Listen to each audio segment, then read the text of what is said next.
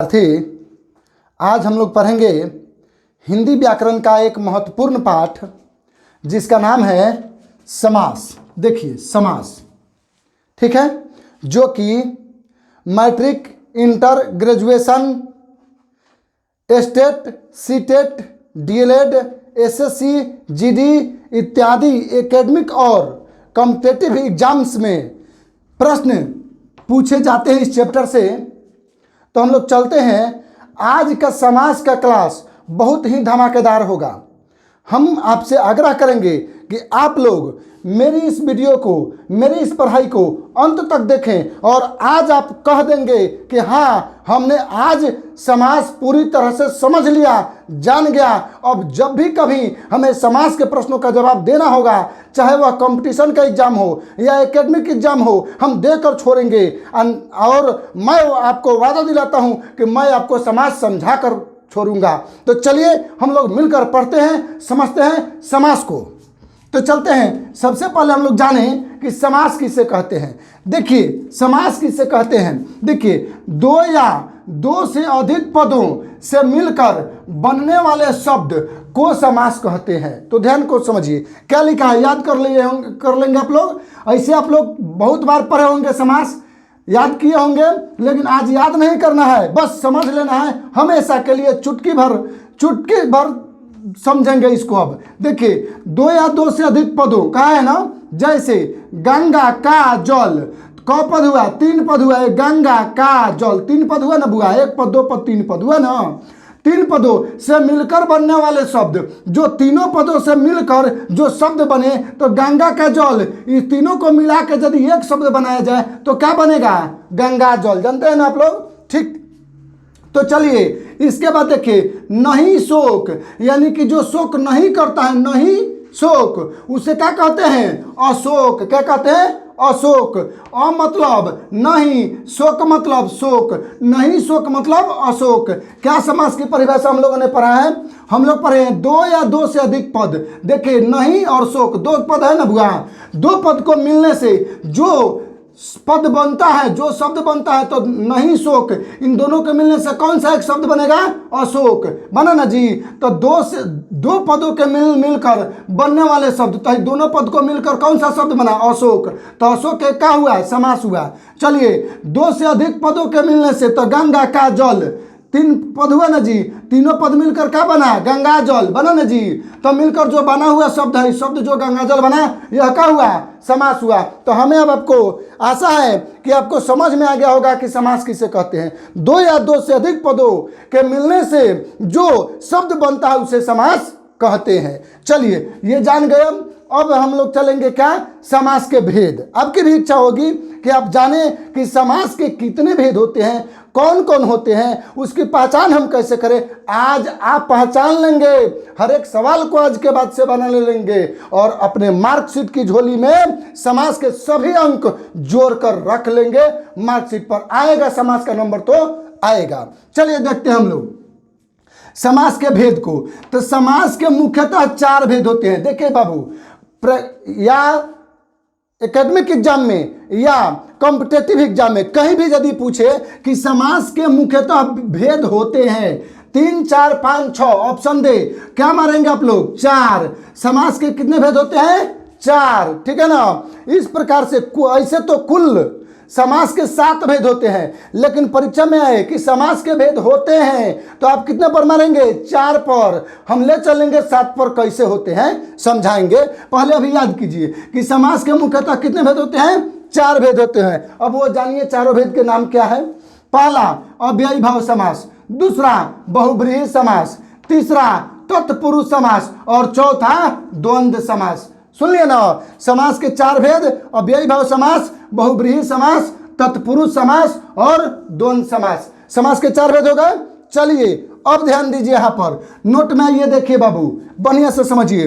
देखिए यहाँ जो 3 नंबर तत्पुरुष समास जो है ना बेटा, इस तत्पुरुष समास के 3 गो भेद होते हैं। कौ गो, 3 गो। तत्पुरुष समास के 3 भेद होते हैं। देखिए यहाँ लिखे हैं नोट में हम कि तत्पुरुष समास के 3 भेद होते हैं। हो गया बाबू। तो तत्पुरुष समास के कितने भेद हो गए, 3 भेद हो गए। अब आइए, तो इस तरह समास के कुल कितने भेद हो जाते हैं, इस तरह समास के कुल कितने भेद होते हैं? 7 भेद हो जाते हैं, ठीक है ना। इस तरह समास के कुल 7 भेद हो जाते हैं, जिसे सिर्फ देखिए, तब अब तो जान गए कि 4 भेद उस तरह हुआ, ठीक है। कौन? अव्ययी भाव समास, बहुब्रीहि समास, तत्पुरुष समास और द्वंद्व समास, 4 भेद हुआ। और 4 भेद में तो समास का एक भेद तत्पुरुष समास ऐसा है कि उस तत्पुरुष समास के भी 3 भेद हो जाते हैं। तो 4 भेद तो समास के 4 भेद, और समास के भेद में एक भेद जो है तत्पुरुष समास, उसके 3 भेद। तो 4 और 3 मिलाकर कितना हुआ? समास के कुल एक तरह से मिलाकर कितना भेद हुआ? 7। तो चलिए, समास के कुल कितने भेद हुए? 7 भेद हुए। अब बताइए तो समास के 7 भेद के नाम अब कैसे हमेशा के लिए याद रखेंगे? जानते हैं? यदि नहीं जानते हैं तो देखिए, हम मात्र एक शब्द देंगे जिससे कि जीवन भर आपको समास के 7 भेद का नाम हमेशा के लिए याद रहेगा। देखिए कौन है शब्द? देखिए, जिसे सिर्फ एक शब्द, बस एक शब्द दे रहे हैं, इस शब्द को याद आप लोग रखिएगा। एक शब्द, उस शब्द को क्या कहेंगे? अब तक द्वंद्विन के सहारे याद किया जा सकता है। यानी समास के 7 भेदों के नाम बस एक शब्द होगा जिसका नाम है क्या? अब तक द्वंद्विन। अब तक द्वंद्विन, इस शब्द के सहारे समास के 7 भेद के नाम हमेशा के लिए याद हो जाएगा। चलिए, कौन सा शब्द याद रखेंगे आप लोग? अब तक द्वंद्विन, ठीक है। क्या? फिर से बोलिए एक बार, अब तक द्वंद्विन। चलते हैं, अब कहिए कि कैसे अब तक द्वंद्विन से 7 भेद के नाम कैसे याद हो जाएगा? देखिए, हम याद कराते हैं। अब तक द्वंद्विन का पहला अक्षर क्या है? अ है। अ मतलब क्या? अ। तो देखिए, अ से क्या हुआ? अव्ययी भाव समास। अ से अव्ययी भाव समास। उसके बाद क्या है? ब। ब से क्या हुआ? बहुब्रीहि समास। उसके बाद देखिए क्या है? तक में त है, तो त से क्या हुआ? तत्पुरुष समास। उसके बाद क्या है? क, तो क से कर्मधारय समास। उसके बाद क्या है? द्व, तो द्व से द्वंद्व समास। उसके बाद क्या है? द्वि, तो द्वि से द्विगु समास। और लास्ट में क्या है बाबू? न, तो न से क्या हुआ? नय्य समास। याद हुआ कि नहीं हुआ? हो गया। तो ध्यान रखिए, क्या हुआ? अ से अव्ययी भाव समास, ब से बहुब्रीहि समास, त से तत्पुरुष समास, क से कर्मधारय समास, द्व से द्वंद्व समास, द्वि से द्विगु समास, न से नय्य समास। इस तरह से आप एक शब्द याद रखें, अब तक द्वंद्विन। इसके सहारे तो हमने लिखा है कि अब तक द्वंद्विन के सहारे हम लोग समास के सभी भेदों के नाम हमेशा के लिए याद कर लेंगे। आपको आशा है कि आप यदि ये शब्द आप याद रखेंगे तो आप कभी भी समास के भेदों के नाम नहीं भूलेंगे। अब आइए, आपको हम अब मात्र समास के भेद के नाम जानने से काम चलेगा परीक्षा में? नहीं चलेगा। आपको नंबर लाना है, पहचान लेना है हर एक समास के शब्दों को। कैसे पहचानेंगे? आइए, हम एकदम सरल भाषा में हमने हिंदी व्याकरण को, समास के हिंदी व्याकरण को रखे हैं, समझा जाए। देखिए, अब अव्ययी भाव समास को कैसे पहचानेंगे? देखिए, अव्ययी भाव समास का पहला पद जो होता है ना, माने उसमें का प्रथम पद जो होता है, जैसे अशोक में हम एक पद अ हटा लेंगे, अशोक दूसरा पद कर देंगे, ठीक है। ऐसा ही गंगा जल में गंगा एगो पद हो गया, जल एगो पद हो गया, 2 पद हो गया कि नहीं? 2 पद हो गया। उसी प्रकार से अव्ययी भाव समास में, अव्ययी भाव समास का पहला पद या तो अव्यय होता है, नहीं तो उपसर्ग होता है। क्या? अव्यय या उपसर्ग। तो जरा सा ध्यान दीजिए, हम लोग जब समास पाठ में आ गए हैं तो निश्चित रूप से हम लोगों को पीछे के पाठों को याद रखना चाहिए। हम आप लोगों को अव्यय पाठ, उपसर्ग पाठ, कारक, विशेषण, ये सारे पाठ को हम पढ़ाकर तब आए हुए हैं समास में। तो यदि आपको थोड़ा सा अव्यय या उपसर्ग या कारक या विशेषण समझ में नहीं आ रही होगी, नहीं आएगी, तो जरा सा क्या करेंगे, हमारे पिछले वीडियो को जो लेसन के पिछले लेसन में है, इन सभी वीडियो को, अव्यय का हमने एक वीडियो बनाया है लेसन में, उपसर्ग का बना है, कारक का बना है, विशेषण का बना है, इसी तरह धमाकेदार समझाया उसमें भी। आप इन सभी वीडियोज को भी क्या कर लेंगे? पढ़ लेंगे, समझ लेंगे, सुन लेंगे। निश्चित रूप से आपको अव्यय, उपसर्ग, कारक, विशेषण एकदम समझ में आ जाएगा। और तब समास को पढ़ के देखिए ना, एकदम हमेशा के लिए आपका बन जाएगा समास। तो चलते हैं हम लोग। अव्ययी भाव समास कैसे पहचानेंगे? जिस समास का पहला पद अव्यय हो या उपसर्ग हो। अब थोड़ा सा तो बताना ही पड़ेगा अभी। देखिए, उपसर्ग क्या कहलाता है? जैसे प्रति या प्र, परा, परि, अप, अधि, अनु, ये सब क्या है बाबू? उपसर्ग है या क्या है?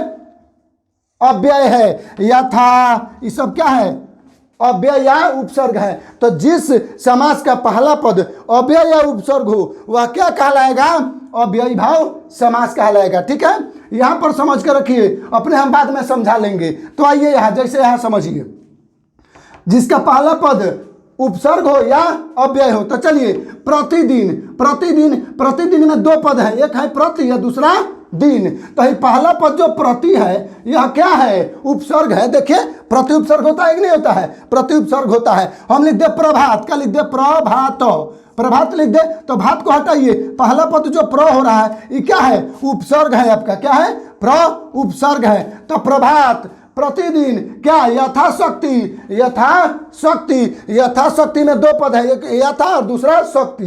तो यथा जो पद है ना वह क्या है, अव्यय है। ठीक है, तो जिसका पहला पद अव्यय हो या उपसर्ग हो वह क्या कहलाएगा, अव्ययी भाव समास। उसी तरह चलिए, उपवन, उपवन, उपवन जिसका मतलब होता है बगीचा।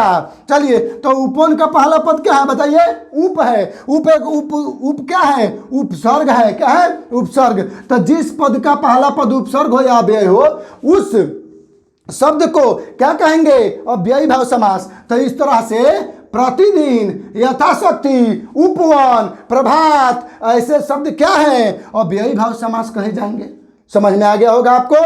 तो चलते हैं, आइए बहुब्रीहि समास देखिए, सटीक भाषा में देखिए बहुब्रीहि समास कैसे पहचानिएगा आप लोग। देखिए, जिस शब्द का अर्थ निकालिएगा, जिस शब्द का अर्थ निकालने पर किसी विशेष व्यक्ति या महापुरुष या देवता को सूचित कर रहा हो ना, बुझ लीजिएगा कि वह बहुब्रीहि समास है। सुन लीजिए, शब्दों का अर्थ, शब्द जो दे समास में, जो समास दे, शब्द समास का जो शब्द दे उस शब्द का अर्थ निकाल के देखेगा। यदि वह किसी देवता को सूचित कर रहा होगा यानी विशेष व्यक्ति को सूचित कर रहा होगा तो समझ लीजिएगा कि वह बहुब्रीहि समास है। याद रखिएगा, जो शब्द किसी देवता या महापुरुष या विशेष आदमी को सूचित करेगा वो क्या कहलाएगा, बहुब्रीहि समास। इसीलिए हमने लिख दिया है क्या, बहुब्रीहि समास क्या, देवतार्थ, यानी देवता के अर्थ में आए, किसी देवता का बोध कराए। और बहुब्रीहि समास में जो होता है ना, अन्य पद प्रधान होता है, उसमें जो पद लिखा रहता है वह प्रधान नहीं होता है, उसमें उन दोनों पद से अलग कोई तीसरा पद प्रधान होता है। इसीलिए लिखा अन्य पद प्रधान, माने उसमें जो लिखा है वो प्रधान नहीं है, अन्य पद प्रधान है। जैसा ये समझिए, पीताम्बर, पीताम्बर, पीत माने क्या होता है, पीला, अंबर माने क्या होता है, वस्त्र, पीला वस्त्र। अर्थ तो दो पद है इसमें, एगो पीला एगो वस्त्र, दो पद है, लेकिन दोनों में से कोई प्रधान नहीं है। कैसे नहीं है, क्योंकि पीताम्बर विष्णु भगवान को कहते हैं, वो पीला वस्त्र धारण करते हैं। ये बताइए, पीताम्बर से किसका बोध हो रहा है, विष्णु भगवान का, न पीत का न अंबर का, विशेष रूप से किसका बोध हो रहा है, विष्णु भगवान का। विष्णु भगवान क्या है, देवता है ना बाबू। उसके बाद न पीत का, न पित्त प्रधान है न अंबर प्रधान है, प्रधान कौन होंगे, विष्णु भगवान इसके लिए प्रधान हो गए। चलिए इसके बाद आइए लंबोदर, लंब माने लंबा, उदर माने पेट, जिसका पेट क्या हो, लंबा हो। किनको कहते हैं लंबोदर बाबू, जानते होंगे आप लोग, किनको, गणेश भगवान को, गजानन, लंबोदर गणेश भगवान को कहते हैं। फिर देवता पर चले गया ना, चला गया, और जब देवता पर जाएगा तो अन्य पद प्रधान हो जाएगा। ठीक है ना। लंबोदर यदि किसी आदमी का पेट लंबा हो, हम लोग जैसे साधारण आदमी का कोई का पेट लंबा हो जाए, क्या हम लोग उसको लंबोदर यानी गणेश जी कहेंगे, उसको पूजेंगे, नहीं पूजेंगे। हम लोग लंबोदर जब भी कहेंगे तो गणेश भगवान को कहते हैं, गजानन गणेश भगवान को कहते हैं। तो इस प्रकार से लंबोदर, पीताम्बर और श्वेताम्बर हमारी माता सरस्वती, श्वेत माने सफेद, अंबर माने वस्त्र, सफेद कपड़ा पहनने वाली क्या, माता सरस्वती। उसी प्रकार से आएगा बीना पारी, बीना पारी, बीना मतलब बीरा, बीरा जो बजाई जाती है, पारी मतलब हथेली, जिनका हथेली में बीरा हो, कौन, सरस्वती जी। तो ये सब देवता का बोध हो रहा है ना, देवता अर्थ हो रहा है। अच्छा, बीना पारी कहे तो हम हाथ में बीना ले लें तो हमको कोई बीना पारी कहेगा, नहीं कहेगा, सरस्वती माता को ही बीना पारी कहेगा। तो ध्यान दीजिए, न बीरा प्रधान है न पारी प्रधान है। यदि बीरा पारी प्रधान होता तो हम हाथ में ले लेते तो हमको भी बीना पारी कोई कह देता, नहीं। लेकिन किसको कहेगा, माँ सरस्वती को ही हम लोग बीना पारी कहते हैं। कहते हैं कि नहीं कहते, कहते हैं। अब समझिए, इससे इसका मतलब कि न बीरा प्रधान है न पारी प्रधान है, कौन प्रधान है, सरस्वती जी प्रधान है। यानी कि कोई देवता प्रधान हो जाते हैं, उसमें बहुब्रीहि समास उसको समझा जाता है। तो इस प्रकार से पीताम्बर, लंबोदर, श्वेतांबर, गजानन, ठीक है, ये सब क्या है? बहुब्रीहि समास है जो देवता का बोध कराए या अन्य पद प्रधान हो। हमें ऐसा है कि आपको समझ में आ गई होगी। अब चलते हैं हम लोग समझने कौन? तत्पुरुष समास। तो आते हैं, देखिए तत्पुरुष समास को हम लोग समझे। तत्पुरुष समास कैसे समझ में आएगा? ध्यान दीजिए, कारक आप लोग को याद है? नहीं याद है तो थोड़ा सा ध्यान दीजिए। देखिए कारक याद तो आप लोग किए होंगे छोटे क्लास में, कर्ता ने कर्म को, ध्यान किया ना, करण से संप्रदान के लिए, आपादान से संबंध, काके की अधिकरण में पर, संबोधन हे हो। अरे जी याद है ना आप लोग को? कारक का चिन्ह, बस वह चिन्ह याद रहे ना तो तत्पुरुष समास को गर्दा में मिटा देंगे। देखिए कैसे तत्पुरुष समास को कैसे पहचानेंगे? तत्पुरुष समास में कारक का चिन्ह छुपा रहता है। लिख दिया हम कि इसमें कारक का चिन्ह क्या रहता है? छुपा हुआ रहता है। ठीक है, देखिए कारक का चिन्ह कौन होता है? ने, को, से, के लिए, से, काके की, में पर, यह कारक का चिन्ह है। इसमें तत्पुरुष समास का जो शब्द होगा उसमें यह सब चिन्ह क्या रहेगा? छुपा रहेगा। अर्थ निकालेंगे तो ये चिन्ह छुपा हुआ महसूस होगा। देखिए जैसे चिरीमार, चिरीमार माने क्या हुआ? चिरी माने चिड़िया को, मार माने मारने वाला, चिड़िया को मारने वाला। तो चिड़िया को मारने वाला में बीच में का छुपल बाबा बुआ? को। चिड़िया मारने वाले को। चलो चिड़ी माने चिड़िया को, चिड़िया को, मार माने मारने वाला, चिड़िया को मारने वाला। तो को बीच में छुप रहा है, को छिपा तो को क्या है? कारक का चिन्ह है, कर्म कारक का चिन्ह है। तो किसी भी कारक का चिन्ह यदि बीच में छुपा हुआ हो तो कौन सा कारक का शब्द होगा? किस समास का शब्द होगा? तत्पुरुष समास का शब्द होगा। अब आइए, विद्यालय, विद्या जोरालय, विद्या माने विद्या, आलय माने घर, विद्या के लिए जो घर बना हो, विद्या लेने के लिए जो घर बना हो उसे विद्यालय कहते हैं। तब विद्यालय का मतलब क्या हुआ? विद्या के लिए घर। तब विद्या के लिए बीच में क्या छुपा हुआ है? के लिए घर। तो देखिए तो के लिए आ गया, संप्रदान कारक का चिन्ह है। तो किसी भी कारक का चिन्ह छुपा हुआ महसूस होगा तो बुझे कि वह कौन सा समास का शब्द है? तत्पुरुष समास का। तो बताइए विद्यालय किस समास का शब्द है? तत्पुरुष समास का। ठीक है, अब चलिए इसी में कह दे नेत्रहीन। क्या कह दे? नेत्रहीन। तो क्या हो जाएगा? नेत्र माने होता है आंख, हीन माने हीन माने आंख से हीन। तो से छुपा हुआ है, से जब छुप रहा है कारक का चिन्ह, नेत्रहीन में से छुप रहा है तो फिर कारक का चिन्ह छुपाने से किसी भी कारक का चिन्ह छुप गया तो कौन सा समास हुआ? तत्पुरुष समास। अब आते हैं समझने किसको? कर्मधारय समास को। याद रखिएगा कर्मधारय समास को ऐसे पहचान में आएगा। देखिए कर्मधारय समास जो होता है ना, उसका पहला पद विशेषण होता है, विशेषता बताता है, और दूसरा पद कोई संज्ञा रहता है जो दुनिया में दिखाई देता है। जैसे कलम, कापी, किताब सब है ना, संज्ञा समझते होंगे आप लोग। अब विशेषण जो विशेषता बताता है, बस पहले विशेषण फिर संज्ञा के रूप का जो आएगा वह बुझिए कि कौन सा समास होगा? कर्मधारय समास होगा। आइए समझते हैं हम लोग कैसे हो जाता है ये कर्मधारय। देखिए विशेषण प्लस संज्ञा के रूप में। चलिए महात्मा, महात्मा, महा माने क्या होता है? महान माने उसकी विशेषता है कि क्या है? महान है। और आत्मा क्या है? संज्ञा है। आत्मा भाववाचक संज्ञा है, इसको हम लोग महसूस नहीं कर सकते हैं। तो फिर आत्मा भाववाचक संज्ञा है, महा माने महान है, उसकी विशेषता है कि महान है? तो महान है विशेषता है यानी विशेषण है, और आत्मा क्या है? संज्ञा है। तो पहले विशेषण है तब संज्ञा के रूप का जो आएगा वह कौन सा समास होगा? कर्मधारय समास। तो महात्मा कर्मधारय। नवयुवक, नव माने नया, युवक माने जवान आदमी। तो नया हम कह रहे विशेषता बता रहे कि नया है तो विशेषण हो गया। युवक माने जवान आदमी, तो जवान आदमी संज्ञा होता है। तो इस प्रकार से नवयुवक का हो गया कर्मधारय। परमेश्वर, परम, परम यानी कि परम है, उनकी विशेषता है कि क्या है? परम है। ईश्वर महसूस होते हैं तो भाववाचक संज्ञा है। तो पहले परम विशेषता बता रहे कि परम है, ईश्वर संज्ञा है। तो पहले विशेषण और तब संज्ञा के रूप के जो शब्द आएगा वह कौन सा समास कहलाएगा? कर्मधारय समास कहलाएगा। समझ में आ गया ना? आइए अब समझिए द्वंद्व समासी। तो चुटकी में आप लोग समझ लेंगे कैसे। देखिए ना द्वंद्व समास, द्वंद्व समास को कैसे पहचानेंगे कि उसमें और का अर्थ छुपा रहता है। द्वंद्व समास के दो पदों के बीच में और का अर्थ छुपा रहता है। देखिए ना समझ जाएंगे। भाई बहन क्या है? भाई बहन, इसका मतलब हम कहेंगे भाई बहन। भाई बहन मतलब भाई और बहन, यानी हेजा क्या छुपा हुआ है? और कहेंगे राधे कृष्ण माने राधे और कृष्ण। राधे कृष्ण हम बोले हैं, में क्या छुप गया है? राधे और कृष्ण, और छुप रहा है ना। हाँ, हम कहेंगे सीताराम, तो सीता और राम, वो में राम छुपा हुआ है। दही चूड़ा, तो दही और चूड़ा। बुनिया पूरी, बुनिया और पूरी, हम लोग कहते हैं बुनिया पूरी, माने बुनिया और पूरी, उनमें और छुपा रहता है। जिस शब्द में और छिपा रहे, छुपा रहे, उसको क्या कहेंगे? द्वंद्व समास का शब्द कहेंगे। तो बोलिए बाबू, भाई बहन, राधे कृष्ण, सीताराम, दही चूड़ा, बुनिया पूरी, कैसा समास है बाबू? द्वंद्व समास है। जिस समास में और कार छुपे वह द्वंद्व समास होता है। आशा है कि आपको समझ में आ गया होगा द्वंद्व समास। आते हैं हम द्विगु समास को समझें।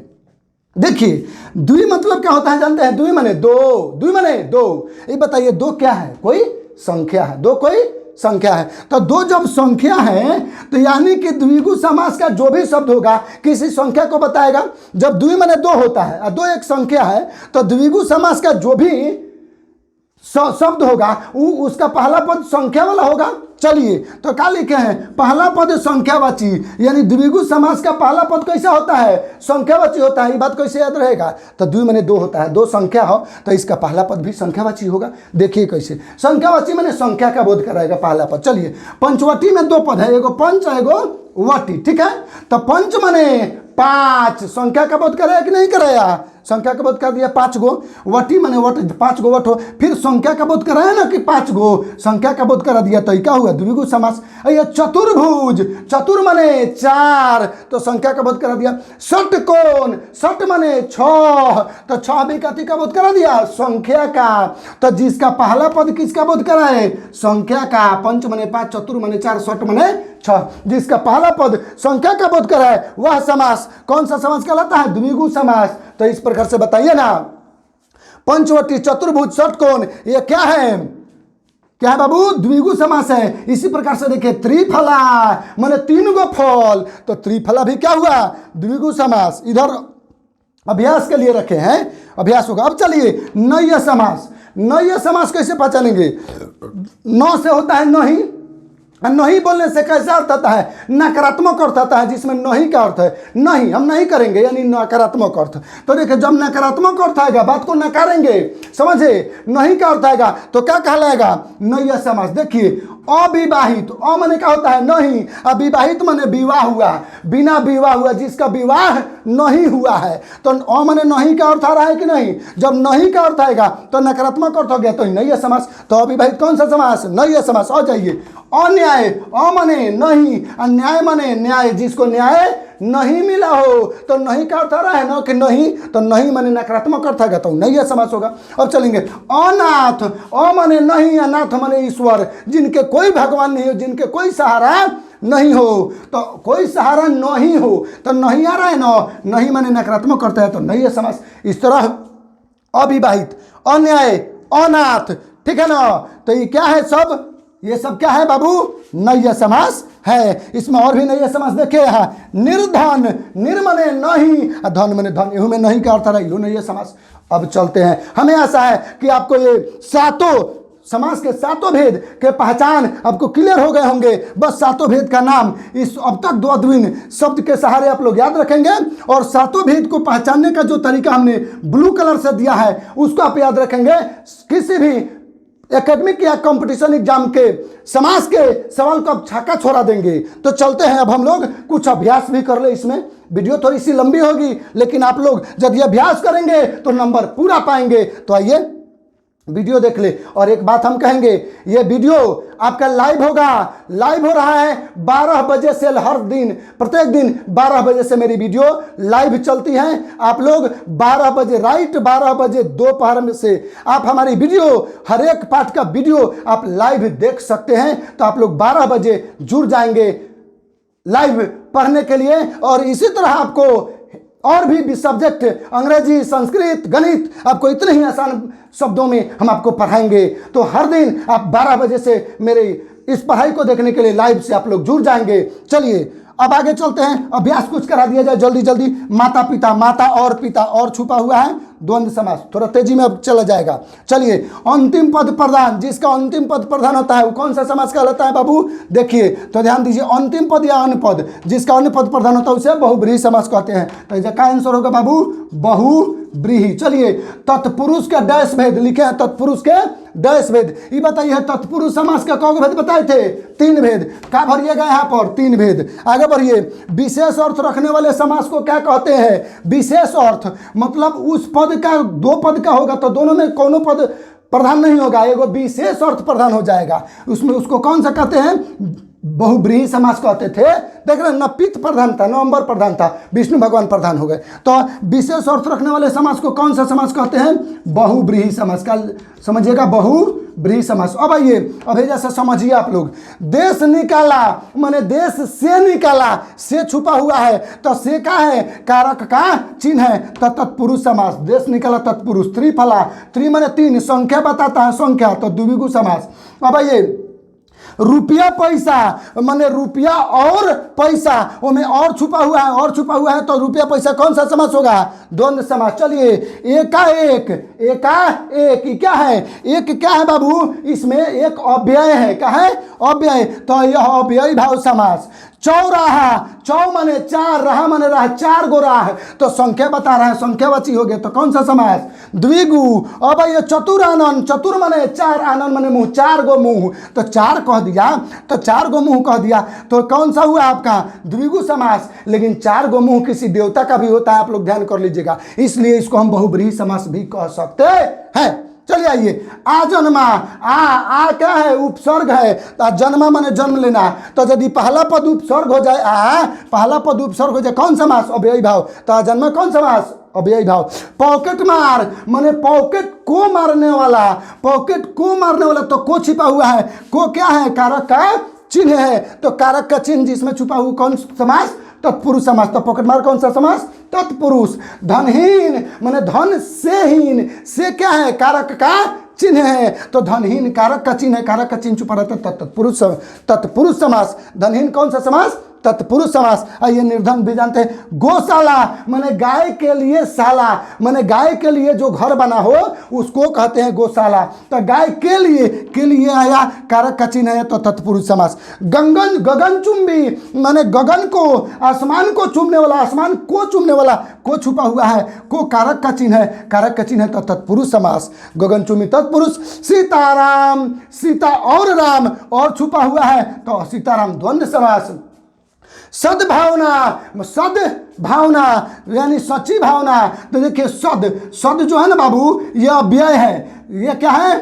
अव्यय है, सद अव्यय है, तो अव्ययी भाव समास। आगे चलिए, शरणागत, शरण में आने वाला, शरणागत माने शरण में आने वाला, तो में क्या है? देखिए, तो में अधिकरण कारक का चिन्ह है, तो कारक का चिन्ह छुपा हो, तो तत्पुरुष समास। इस तरह शरणागत तत्पुरुष समास। ये सभा भवन, सभा के लिए, भवन के लिए छुपा हुआ है, कारक का चिन्ह, ये भी तत्पुरुष समास, कारक का चिन्ह छुपा हुआ, तो लौह पुरुष, लौह पुरुष। अब देखिए, लोह माने लोहे जैसे विचार वाले, अब पुरुष माने पुरुष दिखाई देता है, संज्ञा है, लौह माने लोहे जैसा विचार वाले, उसकी विशेषता बताया जा रहा है पुरुष का, तब विशेषता बताया, तो विशेषण हुआ है, संज्ञा हो गया, विशेषण और संज्ञा हुआ, तो कौन समास? कर्मधारय समास। तो लौह पुरुष कौन समास? कर्मधारय। निर्लज, निर्लज, निर माने नहीं, या लज माने लाज, जिसको लाजे नहीं हो भाई, ठीक है, तो लाजे नहीं हो, निर माने नहीं, तो नहीं का अर्थ आ गया, तो नकारात्मक अर्थ आ गया, तो नैय समास। ये बताइए आप लोग को समझ में आया?